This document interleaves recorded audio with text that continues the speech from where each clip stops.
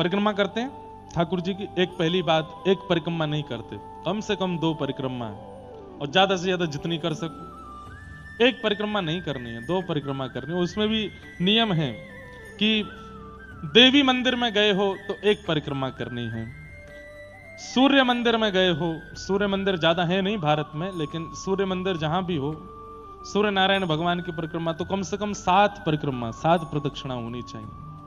और विष्णु भगवान के मंदिर में गए हो, नारायण के मंदिर में गए हो तो कम से कम 4 परिक्रमा होनी चाहिए। गणेश जी के मंदिर में गए हैं तो 3 परिक्रमा होनी चाहिए, और शंकर जी की आधी परिक्रमा ऐसे भी देव हैं हमारे जिनकी आधी ही परिक्रमा लगती है। क्यों लगती है पता है?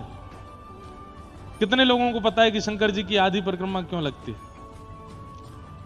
अब वही बात है कि हाथ खड़े कर लो, पूछेंगे थोड़े ही, कम से कम कैमरा में दिख जाएंगे कि हमको पता था। बहुत बड़ी कथा है ये, तो सुनाने के लिए हमको 1 घंटा लगेगा कि शंकर जी की आधी परिक्रमा क्यों होती है। क्योंकि शंकर जी जहां कहीं भी विराजमान हैं उस पूरे क्षेत्र को कैलाश रूप माना जाता है, और कैलाश मानसरोवर में एक क्षेत्र इलावृत क्षेत्र है जिसको सब लोगों के लिए प्रतिबंधित किया गया, वहां सबका प्रवेश वर्जित है, क्योंकि वहां केवल उमा पार्वती और श्री शिव जी ही विराजमान रहते हैं, वहां हर किसी को आना अलाउ नहीं है। तो इसलिए शंकर जी की जब हम परिक्रमा करते हैं तो वह इलावृत क्षेत्र मान करके उसको लांघा नहीं जाता, उसमें प्रवेश वर्जित है, इसलिए वहां आधी करके वहीं से लौट जाते हैं, आधी परिक्रमा। लेकिन जैसे गिरिराज जी हैं, जैसे कामतानाथ जी हैं, ऐसे पर्वतों की परिक्रमा आवे तो 1 कर सकते हैं, 1 परिक्रमा।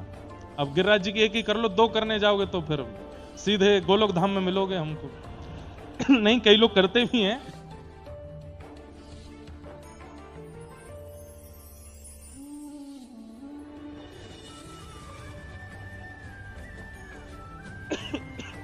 लेकिन मूल बात क्या थी? परिक्रमा जहां से शुरू करी वहां पुनः आकर के ठाकुर जी को प्रणाम करना है, फिर दूसरी परिक्रमा शुरू करनी, फिर दोबारा आकर फिर प्रणाम। जैसे मंदिर में आप प्रणाम करें तो जैसे ही ठाकुर जी सामने हमें प्रणाम करो, फिर लगाओ। प्रणाम ना करते हुए परिक्रमा करना, यह भी एक अपराध है। हम एक प्रकार से वहां प्रणाम नहीं कर रहे हैं, हम परिक्रमा किसी और भाव से नहीं, ठाकुर जी को देखने की भावना से कर रहे हैं। तो परिक्रमा करें, फिर ठाकुर जी को देखें, उनके रूप झांकी का दर्शन करें, फिर आगे बढ़ें। 6वां अपराध क्या है? एक हाथ से प्रणाम करना, गुरुजनों को, माता पिता को, बड़े लोगों को, या ठाकुर जी के मंदिर में भी एक हाथ यूं रख के यूं करते हैं कई लोग, एक हाथ से प्रणाम नहीं, दोनों हाथों से प्रणाम करना है, दोनों हाथों को सिर पर, हृदय पर लगाना है, दोनों हस्त कमल से ठाकुर जी को वंदन करना है। एक हाथ से प्रणाम नहीं होना चाहिए।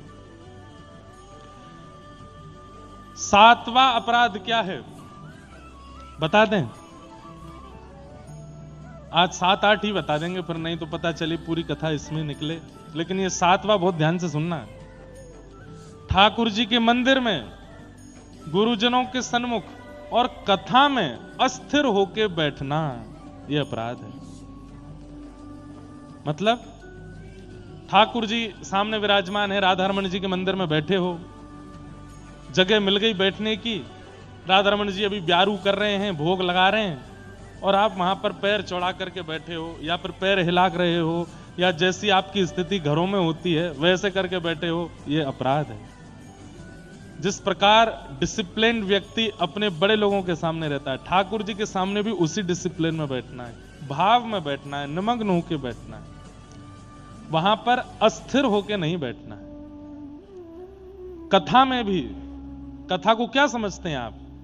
कथा कोई एक वो थोड़ी है कोई बस यहां जैसे चाहो बैठ जाओ। ठाकुर जी की कथा है, व्यासपीठ पर साक्षात श्री ठाकुर जी व्यास भगवान और ग्रंथ के रूप में विराजमान है, उनके सामने अस्थिर होना है। कभी सिर खुजा रहे हैं, कभी उबासी ले रहे हैं, कभी कान में उंगली डाल रहे हैं, कभी फोन देख रहे हैं, कभी ऐसे बैठे हैं, कभी ऐसे बैठे हैं, कभी यूं करके, कभी ऐसे बैठे हैं। नहीं, व्यास जी व्यास मंच पे बैठ जाते हैं, एक ही आसन में बैठे रहते हैं, आपको भी उसी आसन में ही बैठे रहना चाहिए। चाहे जांग में दर्द हो, चाहे कमर टूट जाए, पर एक बात बोले, दर्द उनको होता है जो अस्थिर होते हैं, मन से अस्थिर होते हैं, स्थिर नहीं होते, उनको दर्द भी होता है, उनको सब पीड़ा होती है।